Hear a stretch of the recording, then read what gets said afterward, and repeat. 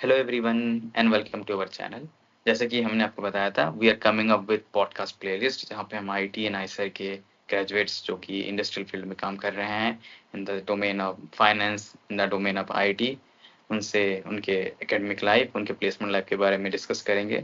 वह ताकि आपको एक पता चल सके उन्होंने क्या किया, ऐसा उन्होंने कैसे अपॉर्चुनिटीज को ग्रैब किया। So in continuing with that, today I would like to invite one of our IISER Bhopal senior, Rishikesh भैया। ऋषिकेश भैया graduated in the year of 2022 from the Department of Physics, and currently he is working as an assistant manager in the Strategy, Risks and Transaction Department of Deloitte, जो कि mostly credit risk के department में आता है। जिस भैया के बारे में क्या ही बताऊं, मतलब ही is one of the coolest senior in our college. आप किसी भी ग्रुप में जाए, किसी भी क्लब में जाए, you can find him. He has explored the each and every opportunities that can be there in the IISER Bhopal. उन्होंने डिबेटिंग सोसाइटी में थे, he is the president of science council. Great oratorship skills हैं उनके पास, मतलब इतना positive vibe आता है ना उनके साथ। आप बातें करोगे उनसे, बहुत कुछ सीखने को मिलता है। मैंने बहुत कुछ सीखा एंड जानते हैं उनके बारे में, ताकि वो कैसे फ्रॉम बिंग फिजिक्स उन्होंने कैसे एक्सप्लोर किया कंडेंस मैटर फिजिक्स, जो फिजिक्स में बहुत इंपॉर्टेंट लगता है, सबको एक्साइटिंग लगता है, astronomy field to machine learning field. And अभी वो डेलोइट में क्या कर रहे हैं, कैसे हैं, वो जानते हैं। So let's welcome him. Hello भैया। लॉन्ग टाइम नो सी कुणाल। काफी वो टाइम तो हो गया, भैया, बातचीत भी हो गया। हाँ अभी पास हो गया हम लोग, जॉब करने में बिजी हो गए। सो भैया, thank you for accepting our invitation to come to this channel. So भैया, स्टार्ट करते हैं आज का podcast. So let's start with our first question. So basically पहला क्वेश्चन हम सभी से जो पूछते हैं, so what motivated you to join to the IISER? आपने क्यों ऐसे ज्वाइन किया भैया? अच्छा, मेरा ऐसे कोई रीजन नहीं था एक्चुअली। मैं आईआईटी के लिए प्रिपेयर कर रहा था उस time, most of the people का जैसा। तो मैं फिटजी बोल के एक इंस्टीट्यूट में था, आईआईटी के लिए प्रिपेयर कर रहे थे। पर वो एडवांस में उतना अच्छा ये नहीं हुआ था, रैंक नहीं हुआ था। तो मैंने सोचा चलो रिपीट कर लेते हैं।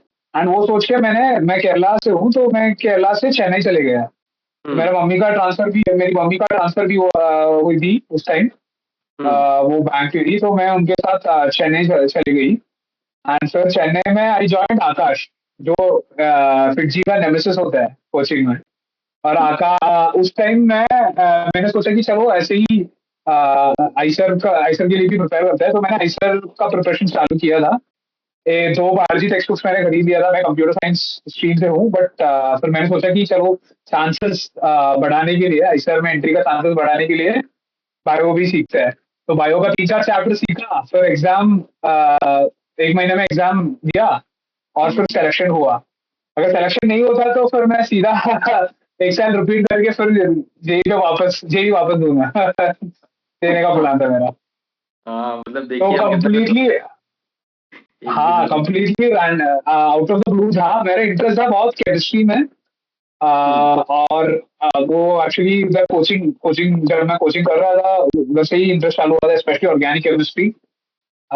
जो अगर आप सीखे हैं तो ऑब्वियसली यू वुड नो कि वो एक कहानी जैसा होता है। If you pick one piece, पर बाकी सारे pieces start falling into place. तो हम्म। ऐसा है। बट फिर आईसीआर में आके पूरा सीन बदल गया एक्चुअली, क्योंकि मेरा इंटरेस्ट फिर केमिस्ट्री से फिजिक्स की ओर आया। So that is how I came to ICER. It was not at all planned. In fact, I did not know कि ICER बोल के एक इंस्टीट्यूट है until so मैं ICER अगस्त ज्वाइन किया था। until maybe मार्च तक मेरे को पता ही नहीं था कि ICER बोल के एक इंस्टीट्यूट है। एंड फिर अचानक से सब एग्जाम दे रहे थे, तो मैंने सोचा मैं भी एग्जाम दे देता हूँ। एंड ये पैटर्न आपको दिख जाएगा मेरे जिंदगी में as we keep talking. I point it out कि एक्चुअली मैं प्लान कुछ और करता हूँ, लेकिन जो होता है वो कुछ और है। लेकिन जो होता है बेटर ही होता है, वो तो हमको पता है। ऑलवेज गो विद द, जैसे चल रहा है चलने दो, फ्लो जैसे, एवरीथिंग विल, बाद में आप देखेंगे कि will be all joining the points, वैसे बन जाता है। So hopefully. अभी जैसे अभी हम लोग धीरे धीरे ये इंटरव्यू सीरीज बना रहे हैं, सो होप सो अभी तो बच्चों को पता चल जाए पहले से, वो प्रिपरेशन करके आए आईसर अभी तो। क्योंकि हम लोगों ने जब ज्वाइन किया था भैया, तब बहुत आपने तो बहुत पहले ज्वाइन किया था, तो आपने पूरा उसका डेवलपिंग स्टेज देखा है। तो कैसे ऐसे बहुत नया, मतलब बहुत पुरानी अपना कॉलेज 2009 का है जैसे। तो आपने, आप शायद हमसे शायद कितना साल, अब 3 साल हमारे से शायद ना आपका, आप दो शायद साल दो मेरे को साल लगे, हाँ So we were मैं graduated in 2023. आप हाँ मैं 22 में ग्रेजुएट हुआ था। 2022 में, यस। तो यस, हाँ मुझे याद है, मैं तो सेकंड उस ईयर टाइम में का जब था। कैंपस बहुत एक्चुअली अजीब था, क्योंकि जब हम आए थे सब कुछ नया था। जो हमारे पिछले बैचेस थे वो कैंपस को ग्राउंड से बने हुए देखे हैं, तो they had a lot of stories जो हमको भी पता है कि कैसा था। कि फॉर एग्जांपल मैंने ये स्टोरी सुना है कि एलएचसी में पहले आई थिंक एलएचसी में लाइब्रेरी भी होते थे, एंड एक ऊपर वाले एक one of the classrooms L9 या L10 में लाइब्रेरी भी था पहले। फिर लाइब्रेरी का बिल्डिंग अलग से बना। फिर जब हम आए थे आइडिएशन कैफे नहीं थे वो, आई थिंक जब तुम लोग आए थे तब इनॉग्रेट हुआ था। 2018 या 19 में इनॉग्रेट हुआ था, और कैफे कॉफी डे भी नहीं था उस टाइम। वो पूरा जगह स्पेस पूरा खाली था, ब्रेन स्पेस भी नहीं था और कुछ नहीं था। बट बेसिक जो भी एलएचसी है या अपने मतलब आपके लैब्स जो है वो सब थे। तो उतना तो देखा है। जब हम आए थे देयर वर सीनियर्स जो 2010 से मतलब आइसर्स में थे, 2009 2010। तो उन्होंने पूरा देखा है। वो ट्रांसिट कैंपस से शिफ्ट करके इधर आया, फिर इधर कुछ नहीं था, पूरा रेगिस्तान जैसा था। फिर उन्होंने एंड एक्चुअली रेगिस्तान जैसा था, पेड़ कुछ नहीं था। फिर डायरेक्टर ने डिसाइड किया कि चलो पेड़ चाहिए, ये सब चाहिए, तो उन्होंने पूरा प्लानिंग भी किया था। तो अगर आप देखोगे तो कैंपस में पेड़ के बीच में एक फिक्स डिस्टेंस होता है, एंड ये ऑल्टरनेटिंग सीरीज जैसा होता है। तो कुछ पेड़ के बीच में भी लाइक सम 5 फुट, फिर उसके बाद 3 फुट आएगा, फिर 5 फुट आएगा, 3 फुट आएगा। एंड इसके पीछे पूरा मैथ्स भी है जो उस टाइम के डायरेक्टर ने सोचा है कि हमको ऐसे करना है। तो ये सब है। एंड ये सब स्टोरीज जब हम ज्वाइन किए थे तो हमको सुनने को मिला, मतलब पूरा। बहुत अच्छा, बहुत अच्छा। ये कुछ नया हमको मिला इस बार सुनने को, जो प्लांट के बीच का डिस्टेंस, क्या दिमाग लगा के उन्होंने किया है आर्किटेक्चर। आइजर्स भी अभी क्या मस्त बन गया कैंपस अभी उनका। तो वो वही ना, एक अलग से इमोशन रहता है हम जब उसको बिल्डिंग देखते हैं स्टार्ट करते हुए। तो भैया दूसरे क्वेश्चन पे आते हैं। सो भैया आप अपने एकेडमिक एक्सपीरियंस बताइए, आपने जो 5 साल किए, क्योंकि आइसर में जैसे पहले शायद 2 साल आपको पढ़ने पड़ते हैं, उसके बाद आपको शायद क्या कहते हैं, एक मेजर चूज करना पड़ता है, उसके साथ आप माइनर भी कर सकते हो। तो आपको फिजिक्स आपने लिया, ऑल्दो आपने बताया जो नथिंग सो प्लान्ड, आपको केमिस्ट्री पसंद था, लेकिन तब भी आपको कोई कोर्सेस आपने जब पढ़ा होगा, कोई फैकल्टी आपको बहुत इंस्पायर किया होगा, तो आप कुछ बताइए इसके बारे में। अच्छा, तो जैसे मैंने कहा मेरे को केमिस्ट्री में ज्यादा इंटरेस्ट थे। उस टाइम मैंने केमिस्ट्री चूज करने के लिए आया था उधर।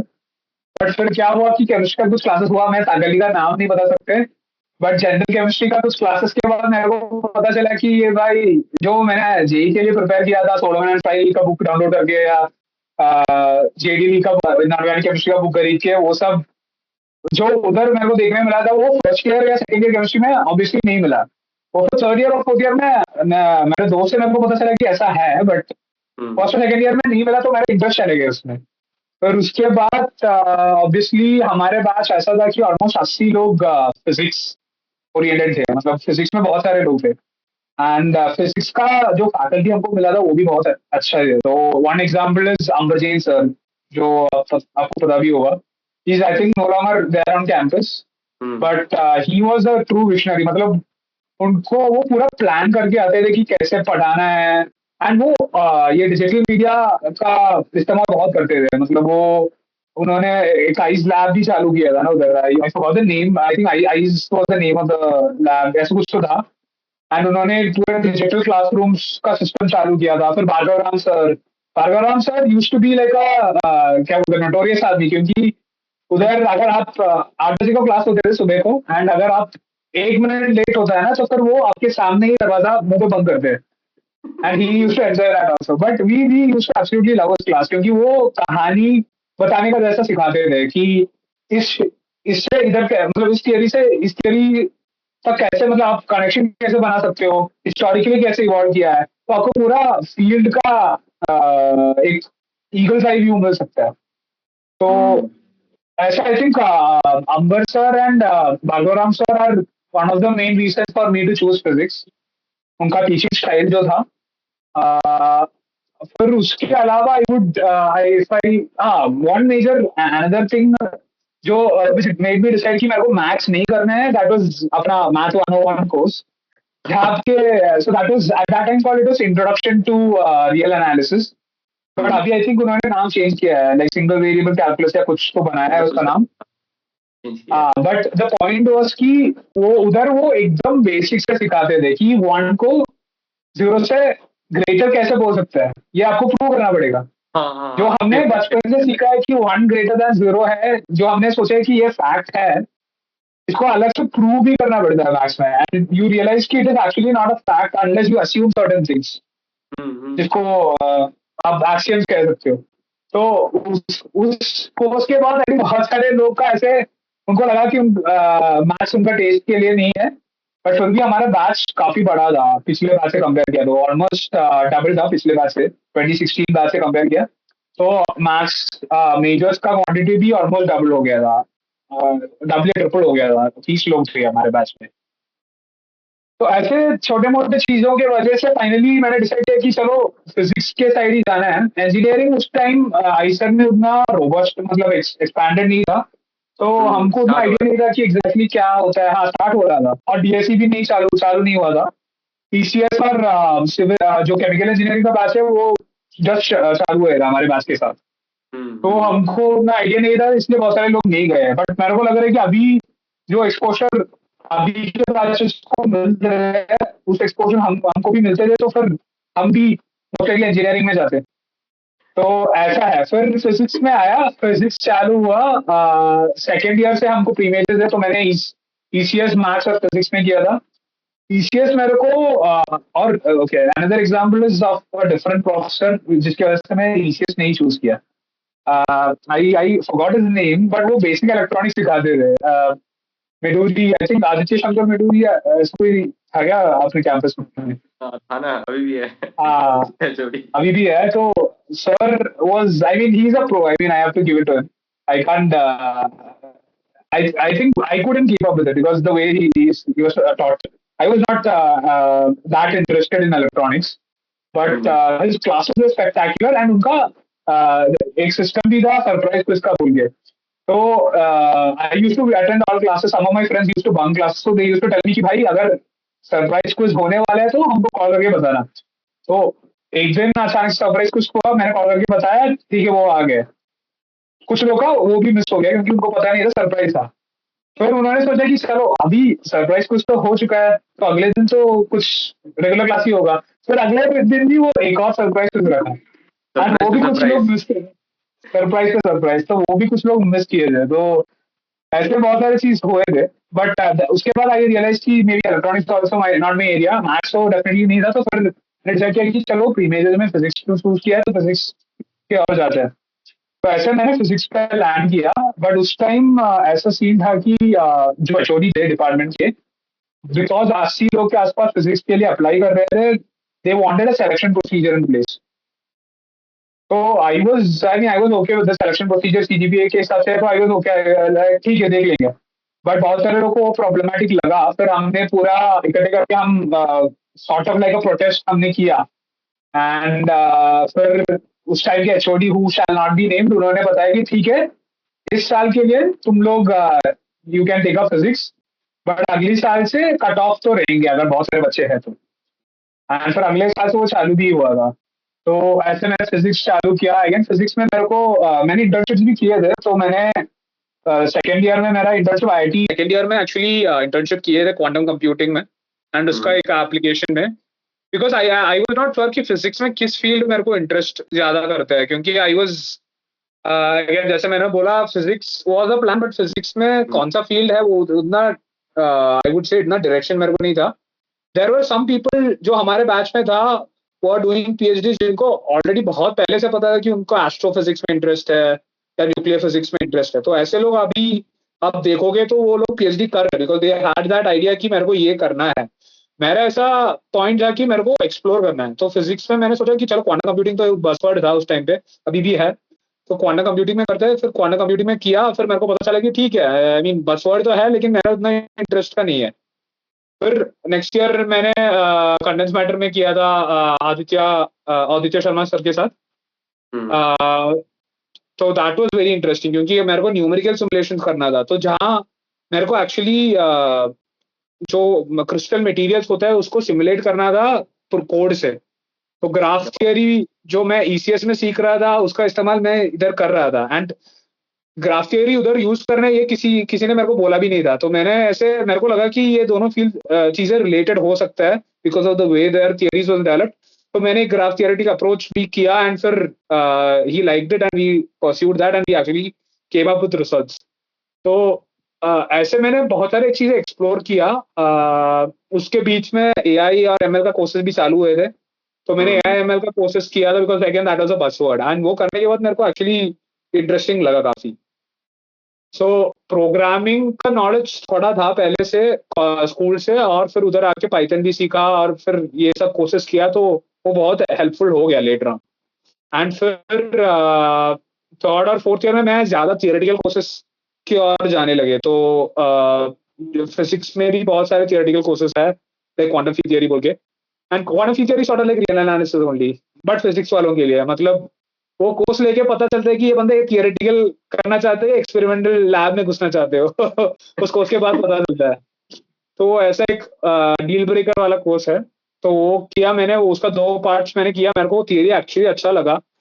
एंड फिर फाइनली मैं fifth year thesis Rahul Shrivastava sir के अंडर पार्टिकल फिजिक्स फिनोमेनोलॉजी में किया, एंड आई एंजॉयड इट क्योंकि it was a mix of programming and physics.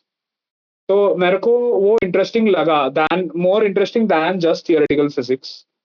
But I would say along with my academic journey, जो भी non academically मैंने किया उधर, that actually also played a very important role in me मेरे को तब समझ में आया कि मेरे को एक्चुअली मैथमेटिकल चीजों में इंटरेस्ट है, बट उसको थोड़ा रियल वर्ल्ड इम्पैक्ट होना वो भी जरूरी है। ऐसा नहीं कि मैं कुछ भी इक्वेशन सॉल्व कर रहा हूँ जो किसी को मतलब का नहीं है। तो वो सोशल यूटिलिटी एस्पेक्ट मेरे को बहुत इंपॉर्टेंट था। एंड अगेन पीयर प्रेशर तो था, तो फिफ्थ ईयर में मैं सबका जैसा मैं भी पीएचडी के लिए अप्लाई किया, and I did it very sincerely only उस टाइम पे। But I think I should have also done JRF bit more research experience, जो बहुत सारे लोग कर रहे थे फिफ्थ ईयर के बाद, लाइक 1 साल लेके जेआरएफ करके फिर पीएचडी के लिए अप्लाई करने का सोच रहा था। तो आई बट बाई देन मेरा डेलॉयट का प्लेसमेंट हुआ था। तो फाइनल ईयर में क्या हुआ कि फाइनल ईयर में मैं ऑलरेडी एक पॉइंट पे रीच किया था कि मेरे को फिजिक्स अच्छा लगता है डेफिनेटली पढ़ने को, बट फिजिक्स का जो भी रिसर्च हो रहा था I did not feel like it was very impactful. मतलब ठीक है, अभी जो रिसर्च आइंस्टाइन ने किया होगा या रोजर पेनरोज ने किया होगा, उस लेवल ऑफ इम्पैक्ट बहुत रेयरली आपको मिलेगा। And most physicists you don't know them only. They are people who are academicians जो professors है colleges में. So that is not something I wanted to do. अगर if I did not find it very interesting, तो मेरे को जो भी मैं मैथ्स यूज कर रहा हूँ, जो भी मैं एनालिटिक्स यूज कर रहा हूँ, प्रोग्रामिंग यूज कर रहा हूँ, उसको एक सोशल इम्पैक्ट होना जरूरी था। तो उस पॉइंट ऑफ व्यू में मेरे को नेक्स्ट ऑप्शन था यूपीएससी करना, या कुछ जॉब के लिए जाना। अभी यूपीएससी का ऐसा सीन था कि अगेन हमारे पास में है कुछ लोग जो अभी भी दे आर डूइंग यूपीएससी का preparation, kudos to them. I mean UPSC requires a lot of courage because अगर आपका फर्स्ट टाइम में नहीं हुआ, फिर दूसरा तीसरा अटेम्प्ट, ऐसे बहुत सारे अटेम्प्ट्स है देना पड़ता है आपको, and it's a very difficult process unless you are mentally very prepared for it. तो मैं उतना प्रिपेयर नहीं था, एंड फिर मैंने ये जॉब ऑफर का ईमेल देखा, तो मैंने सोचा कि चलो इसके लिए ऐसे अप्लाई कर लेते हैं, फ्लाइट आ गया। तो again it is like I sir, it was not at all planned, it all came out of the blue, but it was as a result of me deciding कि जो भी मैं अभी कर रहा हूँ that is not exactly what I am looking for. तो जैसे ये थॉमस अल्वा एडिसन का एक कहानी है ना, उनको किसी ने पूछा अगर वो डिफरेंट टाइप्स ऑफ बल्ब्स बनाया, ऑलमोस्ट 10,000 आइट्रेशंस के बाद उसको फाइनल बल्ब का डिजाइन मिला। किसी ने पूछा कि इतना जो आइट्रेशन आपने किया वो पूरा वेस्ट हो गया, तो उन्होंने कहा कि basically no, this is I learned 10,000 ways of not making a bulb. वो है मेरा मेरा जर्नी ऐसा ही है। I realize what I don't want to do, and just coming back to the point, academics के साथ जो भी मैंने नॉन एकेडमिकली किया, तो मैं बहुत एक्स्ट्रा करिकुलर्स में इंटरेस्टेड थे, specially like council related work, debates, quizzes, and all these things influenced in a way on where I wanted to be. So I don't again council work से मेरे को ये पता चला कि मेरे को पीपल मैनेजमेंट बहुत अच्छा लगता है, लोग से बात करना, लोग से काम कराना। यार लोग मेरे को काम देते थे obviously, and but getting involve in a team and doing something bigger than yourself, वो मेरे को बहुत एक अच्छा खास कॉन्सेप्ट लगा मेरे को। तो फिर उसके बाद मैंने अगेन आई सॉ कि मेनी ऑफ माई जो बैचमेट्स थे वो पूरे दिन ऑफिस में बैठ के काम ही काम करते थे, 24/7 रिसर्च करते थे, and kudos to them, they like it. But I felt like I don't want to spend my entire career attending conferences or sitting in a room and just solving problems. I mean, those problems could be spectacular, but in most cases क्या होता है कि ये बहुत niche field का होता है, बहुत narrow field का और narrow applicability होता है इसको real world में. So I was not interested in doing that, and those sort of made me reconsider मेरा choice कि PhD के लिए actually जाना है या नहीं है. Interestingly, मेरे को second year में मैंने भोपाल पुलिस के साथ एक काम किया था, जहाँ पे वो भी काफी रैंडम था। तो there was again the spectacular professor in our campus which you would know, Kushal Shah. Kushal sir again was very good at synergizing industry and academia. मतलब industry और academia के बीच में जो भी gap है उसको यूज करके how can academia help in solving industrial problems, उस पे वो बहुत मतलब वो एक्सपर्ट है उस पे। तो उन्होंने आई थिंक भोपाल पुलिस से किसी से बात किया एंड दे डिसाइडेड कि they needed a program to track criminal gang का एक्टिविटी। तो ये क्रिमिनल गैंग का एक्टिविटी कैसे हाँ तो उसमें कॉल बेसिकली उनके पास डेटा था, कॉल डिटेल रिकॉर्ड्स, जो हर नेटवर्क प्रोवाइडर के पास होता है, एयरटेल जियो जो भी हो, वो डेटा हमको मिलेगा, which is very confidential data, because हर आदमी का किधर जाते हो, किस टावर लोकेशन में जाते हो, वो इन्फॉर्मेशन मिलता है। एंड फिर हमको उसका एनालाइज करके हमको देखना था कि people are identified as criminals, उसका मूवमेंट रेगुलर पॉपुलेशन से कैसे डिफरेंट होता है, एंड क्रिमिनल गैंग्स को कैसे ट्रैक कर सकता है, because most of the times उनके पास 40 फोन्स होते थे, बर्नर फोन्स, एंड ये बर्नर फोन्स में वो उसका IMEI नंबर चेंज होता था, which is the number associated with the phone, लेकिन उसका सिम नंबर चेंज नहीं होता था। तो ऐसे बहुत सारे पैटर्न्स हमको मिला आफ्टर डूइंग डेटा एनालिसिस। तो ऐसे एक अपॉर्चुनिटी भी मिला बीच में। One of my other friends who was working with me on that is Ankur, who is currently working in Google. तो he was very good at data science also. तो that was a great opportunity. So again, doing things outside of academics also, but also coming back to physics every day, because ये सब करने के बाद भी मेरे को हर दिन आके physics ही करना था, and I enjoyed that. But I realized कि maybe physics is something like a hobby for me, which is मेरे को अगर mental stimulation चाहिए होता है तो मैं physics का कुछ textbook करके कुछ problems कर लूँगा, but I didn't see it as a career option. And ऐसे eventually all this happened, and eventually ये डेलॉइट का इंटरव्यू का कॉल आया था। नाउ डेलॉइट के इंटरव्यू के कॉल के टाइम पे आई वाज कंप्लीटली अनप्रिपेयर्ड। मैं एक्चुअली नींद में था। तब मेरे को आशी अली सर, जो अभी हमारे इंटरनेशनल रिलेशंस और एलुमनी रिलेशंस टीम के पार्ट है, उन्होंने मेरे को कॉल करके बताया कि चलो आप अभी इंटरव्यू दे दो, they are ready for it. मैं नींद से उठ के इंटरव्यू दिया randomly, but luckily because of all these things that I did before, मेरे को पाइथन का नॉलेज था, थोड़ा C++ का नॉलेज था स्कूल से, तो that became very useful in my interview. And interview में जो CV मैंने भेजा था वो एकदम बहुत बेसिक CV था, which I would never recommend anyone to do. It is very counter intuitive, but मेरे CV में बस 3 ही चीजें थे। एक मेरा एक्सपीरियंस जो मैं साइंस काउंसिल में किया था, एक मेरा दूसरा एक्सपीरियंस था जो मैं जो अभी स्टूडेंट डेवलपमेंट काउंसिल था, उस टाइम कैरियर डेवलपमेंट काउंसिल था, उस काउंसिल में जो भी मैंने किया था, एंड एक तीसरा कुछ एंथुसिया इवेंट ऑर्गेनाइजेशन एक्सपीरियंस ही था। ये 3 एक्सपीरियंसेस थे CV में, और एकेडमिक्स रिलेटेड कुछ एक्सपीरियंस नहीं था, बस CGPA था और जो भी स्किल सेट्स है, पाइथन जो भी प्रोग्रामिंग लैंग्वेजेस मेरे को आता है, वो बस वही था।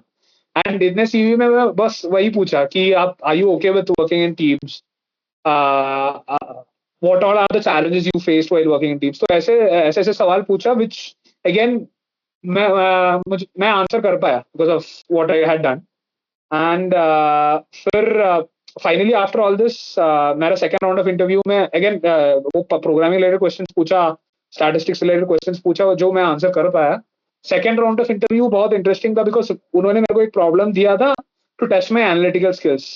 तो बेसिकली एक बॉटल था, बॉटल के अंदर पानी था, पत्थर था, मेरे को मेजर करना था ये पत्थर का वेट क्या है without removing the water from the bottle. तो मैंने एक सोल्यूशन, 2 सॉल्यूशंस दिए थे with assumptions involved in that solutions, and उनको समझ में आया कि भाई अगर कुछ रियल वर्ल्ड प्रॉब्लम आएगा तो ये देख लेंगे, ये संभालेंगे। एंड फिर वो मेरे को गाने के लिए भी बोला, तो मैंने इंटरव्यू पे एक गाना भी गाया।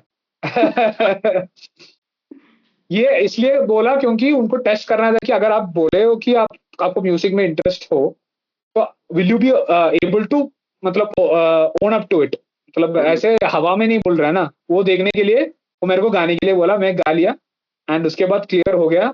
एंड ऐसे I join Deloitte. So that is sort of my very summarised version of my academic journey. कि बहुत कुछ सुनने को मिला भैया, बहुत कुछ सीखने को मिला, पता चला, जैसे सबको पता चला होगा हम क्यों बोलते हैं भैया is super super cool senior. मतलब आप देख सकते हो उन्होंने भोपाल पुलिस के साथ भी काम किया है, उन्होंने परफेक्ट इंटरडिसिप्लिनरी जो चीज है, अब फिजिक्स नहीं, फिजिक्स के साथ कंप्यूटर साइंस के कोर्सेज भी, इलेक्ट्रॉनिक्स कोर्सेज भी, मैथ्स के कोर्सेज भी, सब कुछ मिला के जो पढ़ के आपको सीखना होता है, करना होता है। हाँ मैंने ये भी देखा, ये भी देखा, ये भी देखा, थॉमस अल्वा एडिशन का जैसे एग्जांपल दिया भैया ने। तो मतलब आपको समझना पड़ेगा, जैसे मैं भी बताना चाह रहा हूँ, आपको एक्सपीरियंस करना पड़ेगा, आपको एक एक चीज टेस्ट करना पड़ेगा। You should not stick to any one path. जो नहीं मैंने केमिस्ट्री पढ़ाया मैं केमिस्ट्री पढ़ूंगा and we will go for PhD. You have various type of experience, you know various type of paths. आप सीनियर के साथ कांटेक्ट बनाइए। आप देखिए जैसे हमने तो ऋषिकेश भैया से बना लिया, हो सकता है उन्होंने भी अपने सीनियर से एक्सपीरियंस लिया होगा, उनके भी सीनियर होंगे जिनसे उन्होंने पूछा होगा ये चीजें। So keep building up relation, ये कॉन्टेक्ट आपको काम आते हैं। सो Right. अच्छा लगा। अब हम भैया थोड़ा सा मोस्ट इंपॉर्टेंट क्वेश्चन जो सबको जानना है इंटरेस्ट होता है, आपने बताया जैसे डेलॉइट में आपका हुआ प्लेसमेंट, गया ये हुआ, तो भैया आपने उस समय का जो प्लेसमेंट एक्सपीरियंस था और अभी आप जैसे कॉलेज को देख रहे हो, क्या कुछ चेंजेस देखने को मिला प्लेसमेंट टर्म्स में या फिर अपॉर्चुनिटीज के टर्म्स में, ऐसा कुछ? तो उस टाइम अपने कॉलेज से बहुत कम लोग जॉब्स के लिए जाते थे, ज्यादा लोग अभी भी आई थिंक ऐसे ही है, पीएचडी के लिए जाते हैं ज्यादा लोग, क्योंकि वो इंग्रेड होता है कि PhD is the next part of your career, तो वो कल्चर रहता है उधर, which is fine. I mean IISER was made for that purpose. But उस टाइम पे एक्चुअली मेरे को लग रहा है कि और डाइवर्स बड़े बड़े कंपनीज आते थे, लाइक अपने साल में पहली बार नोमुरा आया था, डेलॉइट आया था, फिर अपने एक साल पहले रेडी लैब्स भी आए थे। बट फिर मैंने क्या नोटिस किया कि उसके बाद जो जितने लोग ज्वाइन किए थे उसमें बहुत सारे लोग इधर जॉब छोड़ दिया पहली साल में, एंड या most people shifted to other jobs, so people did not stay in those jobs and that I think एक नेगेटिव इम्पैक्ट क्रिएट किया है टू एन एक्सटेंट। एंड इस साल भी देखोगे तो इस साल भी हमने रिक्रूटमेंट के लिए आए थे, I won't mention any names, but basically we came for recruitment and फिर कुछ लोग इंटरव्यू दिया, दे सेड कि हम अभी ज्वाइन करने के लिए तैयार है जितना जल्दी हो सके। बट फिर आफ्टर दैट डे अचानक से उनका फ्लिप हो गया, वो बोला कि नहीं, I would like to explore other options as well. maybe again compensation was not up to their what they expected, but मेरा point of view ये है कि आइसर में रह के getting a job is a very hard part, तो अपने पास उतना bargaining power नहीं होता। so जितना salary मिल रहा है I won't say to accept it, if you think you are you can get a better package तो आप खुद से try कर लो, but नहीं है तो फिर भी ठीक है, आप कम पैकेज में ज्वाइन कर सकते हैं। एंड एक्चुअली बहुत प्राइवेट कंपनीज का बेस्ट पार्ट वही है, if it's a big company बहुत जल्दी ग्रोथ होता है कॉम्पनसेशन। तो you should never have a prejudice कि भाई मैं don't compare yourself to IITians, वही मैं बोलना चाहता हूँ, क्योंकि अभी मैं ये नोटिस किया है आईआईटीएंस ऑब्वियसली हायर प्लेसमेंट्स मिलते हैं because they have that industry experience, we are more towards academia and they have a very strong alumni base, जो बहुत साल से उधर से ग्रेजुएट होके फिर वापस रेफरेंस देते हैं, रिकमेंडेशन देते हैं एंड फिर कॉलेज वापस जाते हैं एंड फिर भी अच्छे लोग मिलते हैं। तो अभी हमारे कॉलेज एटलीस्ट एक नया कॉलेज है ना इन दैट सेंस, तो शुरुआत में हमको कॉम्पनसेशन के ऊपर हमको ये देखना चाहिए कि इस अपॉर्चुनिटी से मेरे को क्या सीखने को मिलेगा।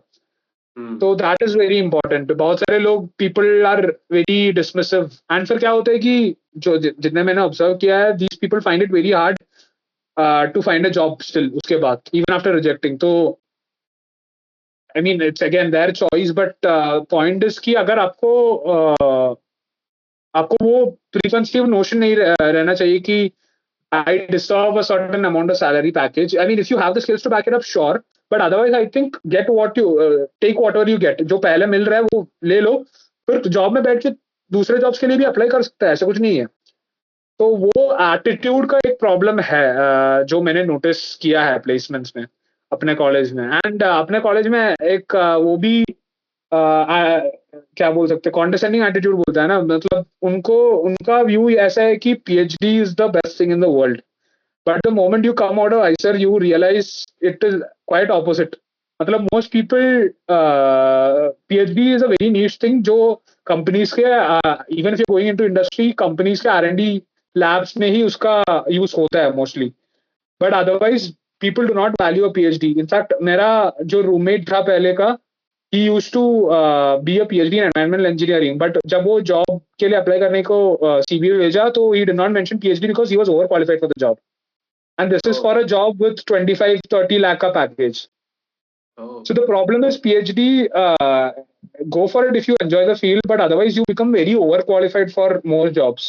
And फिर उसके बाद most people do not prefer to give you a job because आपका line of thought जो है वो बहुत academic हो जाता है. आप बहुत प्रॉब्लम्स पे फिक्सेट करते हो. जुगाड़ सोल्यूशन निकालना या लोग को हैंडल करना, वो skills somehow you lose it. Then you become a professor, then over time you again pick it up again because you have a team to lead and all that. But वो है तो वो perception shift है बहुत. And it is better कि आप बाहर का भी क्या परसेप्शन है वो थोड़ा पता करो दूसरों से बात करके. वो जरूरी होता है. बिकॉज आइसर एक बबल जैसा होता है. वो बबल के अंदर आपको लगता है कि भाई सॉर्टेड है, पीएचडी करूंगा, पोस्टडॉक करूंगा. फिर आपको पता चला है कि एक्चुअली जॉब मार्केट में उतना प्रोसेस का जरूरत नहीं है, जॉब मार्केट सैचुरेटेड है. या अभी जैसे government again different governments fund research in different ways. Research का भी फंडिंग कभी कम होता है, सैलरी बहुत लेट आता है. आई नो मेनी JRF जिनका सैलरी उनको 3-4 महीने बाद मिलता है सब एक साथ. आप सोचो आप एक जॉब कर रहे हो, फैमिली को सपोर्ट कर रहे हो, फिर 3-4 महीने बाद आपको सैलरी मिल रही है, तो कितना मुश्किल होगा जिंदगी. So people romanticize academia a lot, I feel. But I mean, if it works for them, it works for them. If it doesn't, then also, I mean, आपका ही चॉइस है, आपका ही मर्जी है, तो फिर आपको ही उस जर्नी लेना पड़ेगा आगे. That is that. तो मतलब हाँ, दोनों समझ के करना चाहिए. हाँ, मुझे कौन सा बेस्ट सूट कर रहा है. You have the options and आपको ट्राई करना पड़ेगा. सो भैया, अगर आप जैसे अभी डेलॉयट में हो तो आप अपना आप थोड़ा एक्सप्लेन करिए, थोड़ा बताइए हमारे ऑडियंस को जो आप क्या करते हो, किस फील्ड में हो.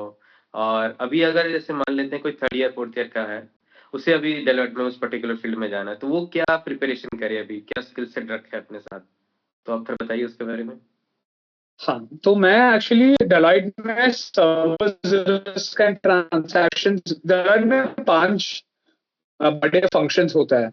एक तो ऑडिट है, which is what most of Deloitte known for, and वो अपना ब्रेड एंड बटर है. But we don't do that, but most of Deloitte does that audit, जिसमें मोस्टली CA लोग ही है और BCom कॉमर्स वाले हैं. Then there is a financial advisory जो एक्चुअली कंपनीज को फाइनेंशियल एडवाइस देते हो कि आप अगर आपको फॉर एग्जांपल आप एक रिलायंस इंडस्ट्रीज हो एंड आपको एक नया फैक्ट्री मान लो गुजरात में बनना चाहते हो आप, तो उसके लिए किधर से रॉ मटेरियल्स प्रोक्योर करना है, किस जगह मोस्ट सूटेबल है, किधर आपको ज्यादा रिटर्न्स मिलेगा, तो वो सब पे फाइनेंशियल एडवाइजरी उसको एडवाइस देते हो.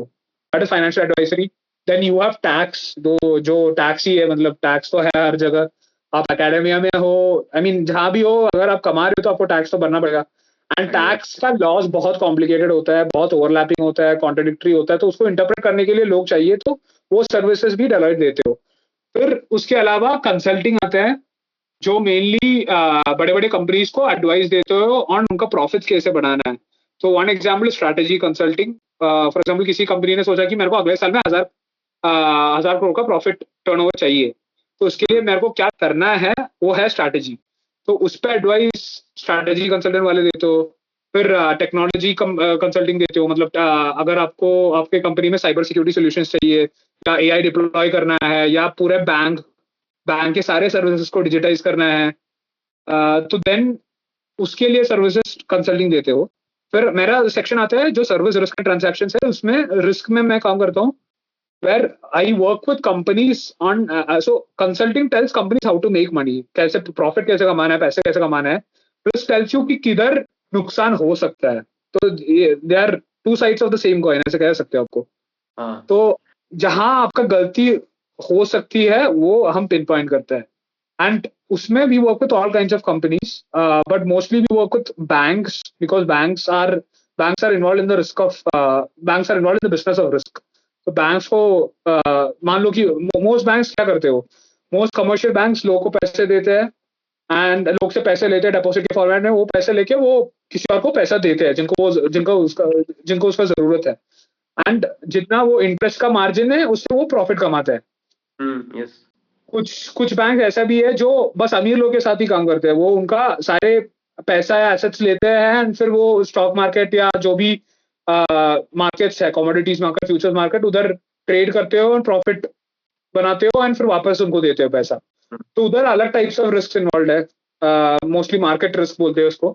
फिर there are many types of risk involved with every company. For example अगर आपके कंपनी में सारे साइबर सिस्टम डाउन हो गया, हैक हो गया, या कंपनी का किसी ने जॉब छोड़ के कंपनी को लॉ सूट लगाया, तो कंपनी का रेपुटेशन डैमेज हो सकता है, तो रेपुटेशन रिस्क है। कंपनी के ऊपर गवर्नमेंट ने कुछ पेनल्टी लगाया because company did not follow some rules, तो कंप्लायंस रिस्क है। तो ऐसे फाइनेंशियल एंड नॉन फाइनेंशियल बहुत सारे रिस्क है because of a company, because a company is operating. तो वो रिस्क को कैसे क्वांटिफाई करना है, कैसे नंबर्स पे आना है, और ये रिस्क को हैंडल करने के अलग से कंपनी को कितना खर्चा हो सकता है, वो उन सब चीजों में हम एडवाइस देते हो कंपनीज को। तो I mostly work in financial risk like credit and market risk, जहाँ पे मैथमेटिकल मॉडलिंग होता है, and most of the times हम बैंक्स के पास बहुत सारे मॉडल्स होता है, लाइक किसको लोन देना है, किस क्राइटेरिया के हिसाब से लोन देना है, इसका probability of not reaping a loan क्या होगा। इसके लिए बहुत एमएल एल्गोरिथम यूज करते हो, लॉजिस्टिक रिग्रेशन या डिसीजन ट्रीज, रैंडम फॉरेस्ट, बहुत सारे एल्गोरिथम्स होता है। तो we have to test or develop these algorithms. We have to see if there are better variables to pick, better feature engineering कर सकते हो, क्या क्या डेटा है उनके पास, alternate data leverage कर सकते हैं, सोशल मीडिया से कुछ insights मिल सकता है। तो ऐसे we do a lot of modeling related work with banks, but अपना back office जैसा नहीं है, जैसे Accenture या TCS वालों का जैसा है। It is not a back office job, it is a front office job. तो जितना काम बैक ऑफिस वाले करते हैं लाइक कोडिंग एंड ऑल, उसके साथ हमको फ्रंट ऑफिस काम भी करना पड़ता है, मतलब क्लाइंट के सामने जाके पिच भी करना पड़ता है कि सर अब हमको लग रहा है कि आपके institution is exposed to this risk because of this and this incident. तो if you agree then we can help you with that. ऐसे सो थोड़ा कम्युनिकेशन स्किल्स बहुत जरूरी है, क्योंकि at the end of the day हमको बेचना भी है चीजें, अपना सर्विसेज, और अच्छे से सर्विस जो हमको मिला है वो अच्छे से डिलीवर भी करना है। तो it is a mix of both mathematical work and program related work and also selling business related work. Additionally हम अभी एआई में बहुत काम करते हैं, क्योंकि एआई की वजह से बहुत सारे बैंक्स को they are exposed to new kinds of risks, and many banks are using AI to decide. For example आप एक बैंक से लोन लिया है एंड आपने रीपे नहीं किया है, तो 30 दिन के बाद the banks will start, even 10 दिन के बाद banks will start calling you, but 30 दिन के बाद they treat you very differently. There are different ways they will treat you based on कितने how many days you have not repaid your loan. तो अगर आप मान लो कि आप 30 दिन के बाद भी लोन वापस रिपे नहीं किया है, तो क्या स्ट्रैटेजी यूज कर रहे हैं उसके लिए भी उसके लिए एआई मॉडल्स यूज होता है। कौन से चैनल से आपको कांटेक्ट करना है, मैसेज करना है, ईमेल से करना है, कॉल करना है, या घर पे आना है सीधा। तो ये सब डिसीजंस लेने के लिए भी हम एआई मॉडल्स का यूज इस्तेमाल करते हो। तो एआई के वजह से बहुत सारे रिस्क आ रहे हैं अभी, cyber and tech related risk. And उसके अलावा जेन एआई तो अभी बहुत बड़ा चीज है। चैट जीपीटी के बाद तो you would only know Kunal, because you are also working in that. तो चैट जीपीटी के बाद बहुत उसका पोटेंशियल बहुत रियलाइज हो गया। एंड तो क्या बोलते हैं उसको, किसी चीज का वो क्षमता का एहसास करना ना, वो ऐसा कुछ बोलते हैं ना, मतलब उसका पोटेंशियल रियलाइज करना। तो वो हमने अभी we are doing that for gen AI. तो जेनएआई पे हम दो चीजों का काम करते हो, दो टाइप का काम करते हो। मोस्टली इंटरनेशनल क्लाइंट्स के लिए we make gen AI applications, So again, banking sector is like law only. You have a lot of rules to interpret and understand. So there will be around 1 terabyte of just legal compliance related documents. इतने सारे documents पढ़ने में बहुत time जाएगा, तो that is where large language models will come in. हम large language models इस्तेमाल करके we create chatbots so that even if अगर कोई अपने क्लाइंट लोकेशन कोई बैंक में नया से ज्वाइन किया है, तो they can interact with this chatbot and learn कि बैंक में क्या क्या रूल्स एप्लीकेबल है, कोड ऑफ कॉन्डक्ट क्या है, क्या क्या देखना चाहिए लोन देने के टाइम पे, instead of going through all these documents. तो ऐसे चैटबॉट्स हमने बनाया है. फाइनेंशियल एनालिसिस ऑफ कंपनीज करने के लिए हमने एक अलग एजेंट बॉट बनाया है, which will so you type basically अगर किसी कंपनी आपके पास आया पैसा मांग के, as a bank if you want to give the money so you need to gather a lot of information. तो हम क्या करते हो, हम चैटबॉट में कंपनी का नाम डालते हो एंड कुछ अदर डिटेल्स डालते हो, and finally what this does is it will compile information all across the internet and tell you कि कंपनी का फाइनेंशियल कैसा है अभी, अगर कंपनी के अगेंस्ट कुछ लॉ सूट्स है, कंपनी टैक्स अच्छे टाइम पे भरते हो या नहीं हो. तो ऐसे बहुत सारे चीज पे ये एआई का इस्तेमाल होता है. एंड एडिशनली ये एआई की वजह से जो भी रिस्क है उसको क्वांटिफाई करने का कोशिश भी हम कर रहे हैं अभी. तो this is overall a very क्या बोलते हैं high level view of what we do. बहुत इंटरेस्टिंग है, सुनने में भी अच्छा लग रहा है, शायद लोगों को भी अच्छा लगे सुनने में. सब कुछ का एप्लीकेशन हो रहा है इसमें, आप रिस्क भी देख रहे हो, इसमें एआई के एप्लीकेशन भी, जो सबको लगता है हाँ मेरे को एआई में काम करना है अभी जैसा इस. और भैया मतलब वही जो अभी कोई नया हो तो क्या स्किल रखना चाहिए उसे, मतलब ताकि इजी हो उसको या फिर इस फील्ड में आ जाए. हाँ, तो एक्चुअली अगर आप मान लो कि आप 3rd या 4th ईयर हुआ है अभी आईसर के, तो आई वुड से कि best skill sets that are monetizable, मतलब जिसको मार्केट में सबसे ज्यादा डिमांड है, that would definitely be modelling, mathematical modelling, programming. अभी चैट जीपीटी आया है, चैट जीपीटी की वजह से ऑब्वियसली प्रोग्रामर्स का डिमांड कम हो गया है. Only very good programmers are required. So जो भी जॉब पोस्टिंग्स होता है, अगर if you are a top class programmer तो it makes sense. But if you are someone who uses programming to make decisions and all, you just need to know basics of programming. तो मेरे हिसाब से आपको programming तो सीखना तो चाहिए, क्योंकि चैट जीपीटी जो भी देते हैं उसमें मिस्टेक्स तो होता है हमेशा, तो वो ढूंढ के डिबग करना तो इम्पोर्टेंट स्किल सेट है. So you need to know programming for sure. Backend में पाइथन, आर डेफिनेटली, आर का भी अगेन बहुत इस्तेमाल होता है फाइनेंशियल इंडस्ट्री में. And a lot of these packages also, like Python में अभी स्टैट्स का स्टैट्स SciPy पैकेज है, आर में स्टैट्स बोल के एक पैकेज है. So all these packages are important.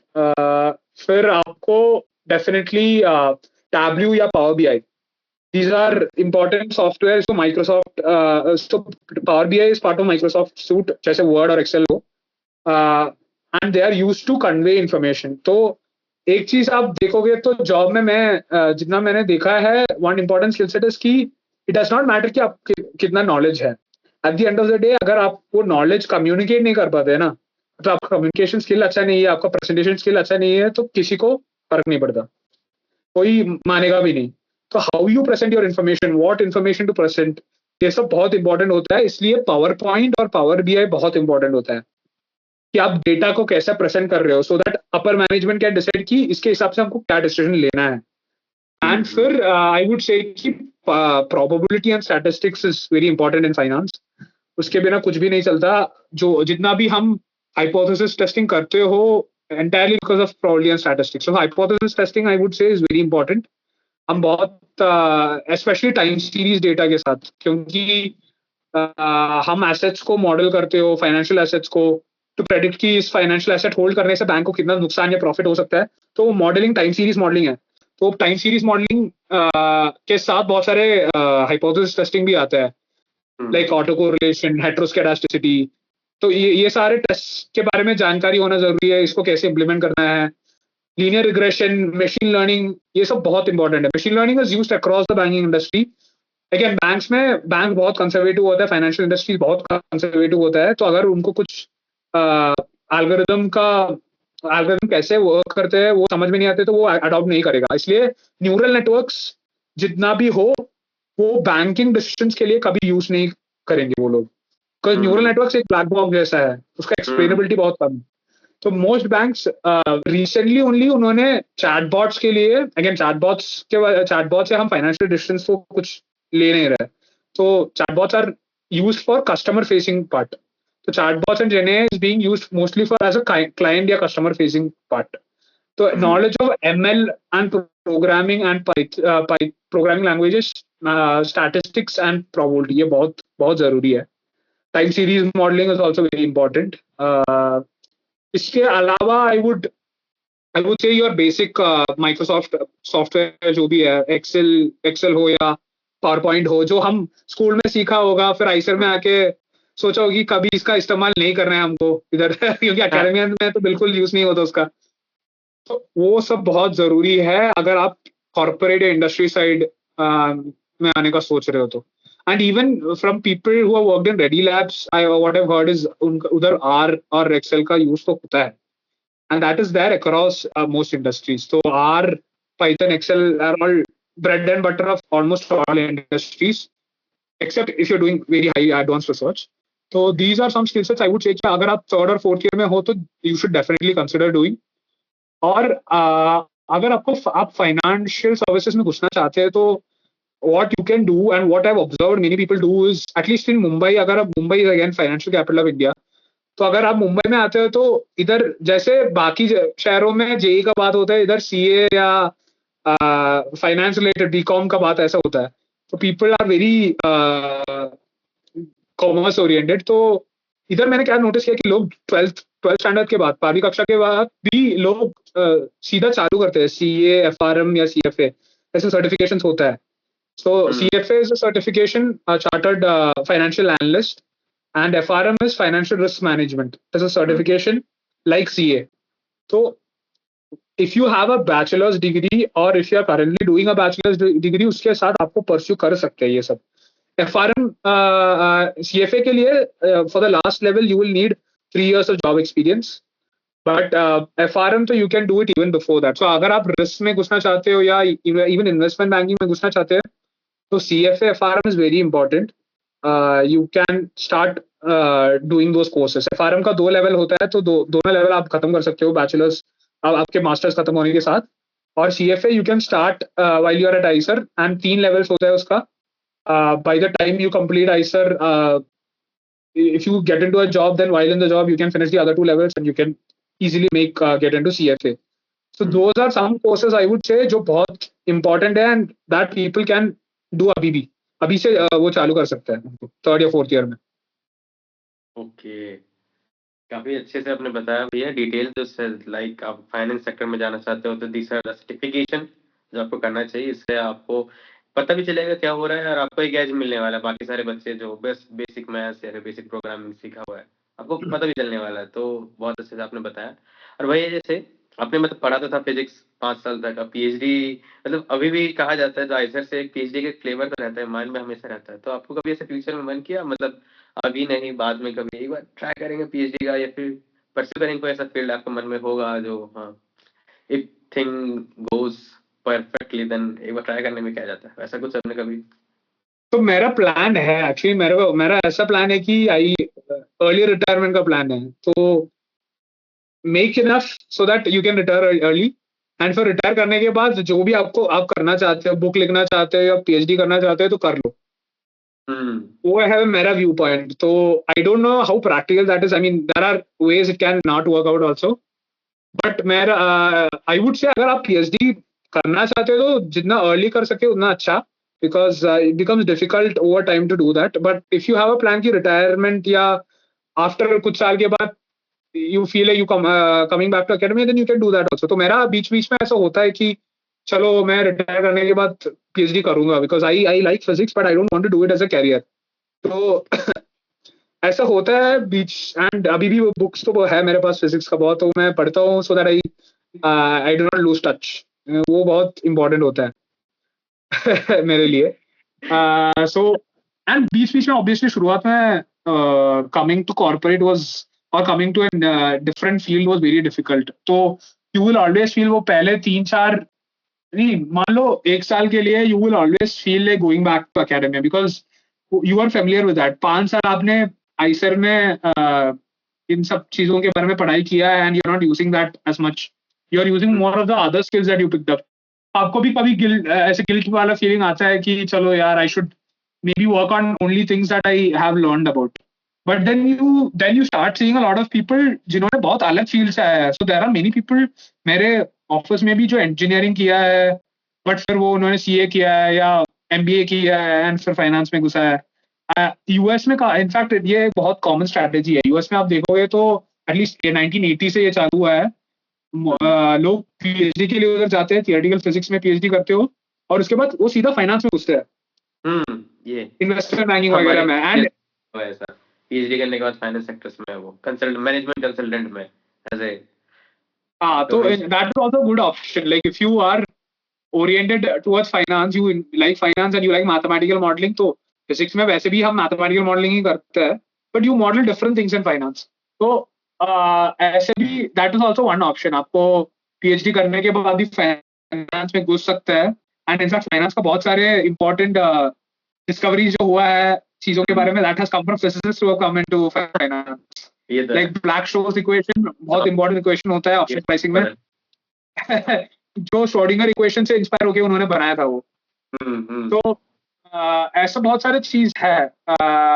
But I would say if you are unsure about academia and you want to explore, if you're already sure कि मेरे को academia नहीं करना है, but you're not sure कि किधर घुसना है, so then you should try going for an MBA or because an MBA is a very general degree and MBA from a good institute, मतलब IIMs preferably, क्योंकि MBA से आपको बहुत broad variety of fields में exposure मिलेगा. And see, people who come into corporate are people who जो अंग्रेजी में बोलते हैं ना बेसिकली कि jack of all trades master of none, ऐसा वाला सीन है, but better than master of one. तो अगर आपका फिलॉसफी ऐसा है कि you want to explore multiple things while you are in your job, you like dealing with different kinds of people, different kinds of industries, तो आप MBA is the best field for you, hands down. आप and in fact मेरे batch में और मेरे junior batches में भी, even in fact आपके बैच में भी, देयर आर पीपल जो फाइनल ईयर में एमबीए के लिए and they got into IIMs. तो ऐसा भी कर सकते हो. If you are unsure about MBA, then like me, you can come into corporate. आप एक या 2 साल काम करो, फिर देख लो वापस एकेडमी जाना है या कॉर्पोरेट में कंटिन्यू करना है, एमबीए करना है, ऐसे कुछ. तो there are different ways in which you can approach this. Depends on आप क्या करना चाहते हो पहले. And again, peer pressure तो रहेगा, हर तरह से आपको peer pressure तो रहेगा. When you're surrounded with people going for PhDs, you will feel like PhD is the only thing. अगर PhD नहीं मिला तो दुनिया खत्म. तो वो ऑब्जेक्टिविटी मेंटेन करना थोड़ा मुश्किल होगा, but after IISER I think it becomes easier because you will reach home and then you will start thinking on your own. तो अगर आपको ऑलरेडी आइडिया है कि मेरे को एकेडमिया नहीं करना है तो वेल एंड गुड. अगर एकेडमिया करना है तो perfect, go for PhD, go for postdoc and then go for professor wherever you are. But if you are unsure about it, try for jobs. एक 2 साल करो, अगर अच्छा नहीं लगा वापस एकेडमिया में जा सकते हो. नेट क्लियर करो, NET and GATE. I would say better is 5th year में आप नेट एंड गेट क्लियर करके रखो, एंड फिर even if you are unsure about academia, clear करके रखो, फिर कॉर्पोरेट में एक्सपीरियंस के लिए जाओ. एंड फिर if you still don't like it, since you have already cleared net and gate, you can come back and do a JRF or something like that. So वो आसान हो जाता है थोड़ा. आपको एक प्लान भी रहता है ना हमेशा साथ में. तो इसलिए नेट एंड गेट प्रेफरेबली आप क्लियर करके रखो. If you are already sure about MBA, then do CAT. CAT का प्रिपरेशन फाइनल ईयर में, एंड फिर कैट के लिए कोशिश करो. That is what I would say. Yes काफी अच्छे से बताया आपने. So with this बहुत ज्यादा ज्ञान हो गया. अरे नहीं भैया, अच्छा लगा, हमें भी कुछ नया पता चला, सबको नया पता चला होगा, क्योंकि बहुत जो अभी होते हैं ना भैया 3rd ईयर 2nd ईयर में बहुत कंफ्यूज रहते हैं जो क्या करना चाहिए. और वो अपने अगर सीनियर से अगर उनको मिल गया तो अच्छी बात है, जिनको नहीं मिला उनके लिए हम है वो उनके लिए खोज के लाएंगे जो जिनसे हमने इंस्पिरेशन लिया है, ताकि उनको पता चले अच्छा ऐसा फील्ड में क्या सोच. थॉट प्रोसेस बहुत इंपॉर्टेंट होता है, कैसे आप सोचेंगे, कैसे चीजों को टैकल करेंगे, क्योंकि हर फील्ड में आपको प्रॉब्लम्स आने वाले हैं. पीएचडी करने जाएंगे वहाँ भी उसके प्रॉब्लम्स है, कॉर्पोरेट भी प्रॉब्लम्स है. और हमेशा नहीं होता है कि आप दूसरे grass is always greener on the other side, ऐसा लगता ही है आपको हमेशा. तो उससे आप प्रभावित ना हो जाए, मतलब आप अपने फील्ड को, अपने सिचुएशन को सही से एनालाइज करें. ये भी होता है, हाँ मुझे पसंद आ रहा है लेकिन at this time I can't able to sustain that or I can continue that. तो उस समय अच्छे से सोच के डिसीजन भी लेना पड़ता है. तो भैया लास्ट पॉइंट मैं आपसे ये पूछना चाहता हूँ, जो अभी बहुत बच्चे ऐसे हैं जो 12th में है या फिर जो जैसे ज्वाइन करने वाले हैं किसी कॉलेज को, जैसे अभी नेक्स्ट ईयर जो ज्वाइन करने वाले हैं आईटीज या फिर आईसेट्स को, तो उनको आप कुछ ऐसा टिप्स देना चाहते हो, नॉट ओनली फॉर एकेडमिक, को करिकुलर भी, ताकि एज ए बेटर पर्सनैलिटी उनको मिले, और जब भी कॉलेज के अंदर भी है, ताकि वो अपनी चीज़ों को, जो भी अपॉर्चुनिटीज मिल रही है, क्योंकि आईसेट में अपॉर्चुनिटीज बहुत हैं, लेकिन मुझे नहीं लगता सारे बच्चे इसको यूटिलाइज कर पाते हैं, पता नहीं क्या होता है। तो अब उनको कुछ बताना चाहोगे ताकि वो भी एटलीस्ट अपने at par being a better person, जो आईसेट के बाद या फिर आईटीज के बाद अपना डिसीजन ले सके खुद से? मैं बहुत इंट्रोवर्टेड था जब मैं आईसर में आया था पहले, तो मैंने डिसाइड किया था कि एटलीस्ट वो I would want to get over that introversion. तो इसलिए मैंने आईसर में आने के बाद इमीडिएटली बिफोर, एंड एक चीज मैंने नोटिस किया था स्कूल में जो मेरे को एक्चुअली बहुत यूजफुल हुआ आईसर में, विच इज दैट स्कूल में लोग गैंग्स में रहते थे बहुत, एंड ये गैंग्स फॉर्म होने के बाद ना, वो गैंग्स में घुसना बहुत मुश्किल है। वो क्या बोलते हैं उसको, पेनिट्रेशन पावर बोलते हैं ना, तो वो गैंग्स में गैंग्स में घुसना बहुत मुश्किल होता है once you form. So my objective जब मैं आईसर में आया था, मेरा व्यू पॉइंट ऐसा था कि जितना जल्दी जितने सारे लोग से बात कर सकते हो उतने सारे लोग से बात करो आप, as much as you can, and form friendships, and don't and because you don't know them, you are not afraid of judgment ना, कि ये कैसे क्या सोचेंगे कैसे सोचेंगे। they will also be encountering someone like me for the first time, या मेरे साइड ऑफ द कंट्री से। तो मेरे को एक इम्प्रेशन, मेरे को पहले से कुछ एक्सपेक्टेशन फुलफिल करने का जरूरत नहीं है, तो मैंने सीधा जाके बात करना शुरू किया, and that actually really made a huge difference. Because ये मैं नोटिस करता हूँ जो लोग बहुत ओपन होता है, even if you are introverted, if you if you decide to go out of your comfort zone शुरुआत में, वो 3 महीने शुरुआत में, then that will pay off for the remaining 5 years, because after you put in that effort ना, वो effortless बन जाता है कॉन्वर्सेशंस या अपॉर्चुनिटी जो भी है। एंड अपॉर्चुनिटीज भी बहुत इंपॉर्टेंट है। If you don't talk to the right people then you will miss out on a lot of opportunities, जो मैंने नोटिस भी किया है। बहुत सारे लोग आने के बाद they sort of get afraid to talk to people, and they usually prefer जो उनके स्टेट वाले या जो उनके भाषा में संवाद करते हो, या उनके जैसा उनका दिमाग चलता है। तो ऐसे आप खुद को टाइपकास्ट मत करना, क्योंकि अगर आप टाइपकास्ट करते हो ना खुद को, तो फिर you also you end up with peoples very similar like you, and फिर आपका चिंता जो है, मतलब आपका सोच जो है उसके ऊपर नहीं उठता वो। एंड दैट इज समथिंग जो मैंने शुरुआत में अवॉइड करने के लिए एक्टिवली एफर्ट लिया था, एंड उसके वजह से I have very diverse friend groups Eicher से। जो तो इनफैक्ट आईसर में मेरा फ्रेंड ग्रुप्स मल्टीवर्स जैसा है, मतलब एक फ्रेंड ग्रुप का वाइब कंप्लीटली अलग है। एक फ्रेंड ग्रुप एंड उनके साथ जो मैं कम्युनिकेट करता हूँ वो कम्प्लीटली अलग थॉट्स पे है। एक ग्रुप के साथ हाईली फिलोसॉफिकल थॉट्स होगा, एक ग्रुप के साथ पूरा गाली होगा, एक दूसरे ग्रुप के साथ गेमिंग के बात चल रहा होगा, एक दूसरे ग्रुप के साथ दारू का बात चल रहा होगा। तो ऐसे बहुत अलग वैरायटी ऑफ लोग के साथ इंटरेक्ट करने का वो एबिलिटी अगर आप शुरुआत से कोशिश करेंगे ना, that will pay off at IISER. Because मेरे बहुत सारे अपॉर्चुनिटीज मेरे को मिला है वो उसके वजह से, लोग से बात करने का। एंड इसको आई मीन लोग अभी नेटवर्किंग बोलते हो, but you don't have to वो बहुत फेक बन जाता है अगर आप बहुत कोशिश करते हो नेटवर्किंग करने का। But just be genuine, just be yourself, try to be as open minded as possible. ऐसा प्रेजुडिस के साथ मत जाना कि ये बंदा इस कंट्री के इस पर्टिकुलर स्टेट से आ रहा है तो ये इसका एटीट्यूड ऐसा ही होगा यार, इससे बात नहीं करना यार मेरे को। ऐसे एटीट्यूड बहुत सारे लोग मेंटेन करते हैं, एंड उसके वजह से उसका अच्छा खासी फ्रेंडशिप्स नहीं बनते कैंपस में। So I would say don't do that, and also explore as much as you can, not just on academia but also extracurriculars पे, because there were many skill sets जो मेरे को स्कूल में explore करने का उतना time नहीं मिला था, या पता नहीं, मैं बहुत पढ़ाकू था स्कूल में। तो स्कूल के बाद भी पढ़ाकू ही था, बट मेरे को ऐसा एक क्या बोलते हो, ऐसे एक व्यू पॉइंट भी था कि इसके बुक्स के अलावा और क्या कर सकते हो, वो मेरे को देखना था। खुद का जो एबिलिटीज होता है ना, एप्टीट्यूड होता है। तो इसलिए मैंने डिबेटिंग पे ज्वाइन किया, रैंडम काउंसिल्स पे अप्लाई किया जिसका कुछ मेरे को आइडिया नहीं था, and then I started talking to a lot of people, and उधर से वो पे ऑफ करना चालू होता है। It is like a share market investing basic बोलूं तो। आप पहले थोड़ा रिस्क लेके आपको पैसा डालना पड़ेगा, जो आप सोच रहे हो अच्छा कंपनी है, अच्छा शेयर है, अच्छा बॉन्ड है, बट उसके बाद some of them will work out, some of them might not work out. But the point is to diversify and keep putting as much as you can in as many different things as you can, and also to not lose your ability in putting your efforts into more things. So जितना explore कर सकते हैं ना, अलग अलग चीजें, music club हो, dance club हो, इवन एकेडमिक क्लब्स जो भी है, फिजिक्स क्लब, मैथ्स क्लब जो भी है, एक्सप्लोर करो, because that is, and Eicher is one of the best places. मैं जितना भी मैंने ट्रैवल किया है, मैंने नोटिस किया कि बाकी कॉलेजेस में उस लेवल एक्सपोजर कभी नहीं मिलने वाले आपको. उधर के बच्चे बहुत लोकलाइज, बहुत रीजनल हो जाता है, एंड उनका सोच भी ऐसा बहुत लिमिटेड होता है. तो IISER is a great platform for people to get view points from across the country, and वो आपको ट्रूली पैन इंडियन बनाता है.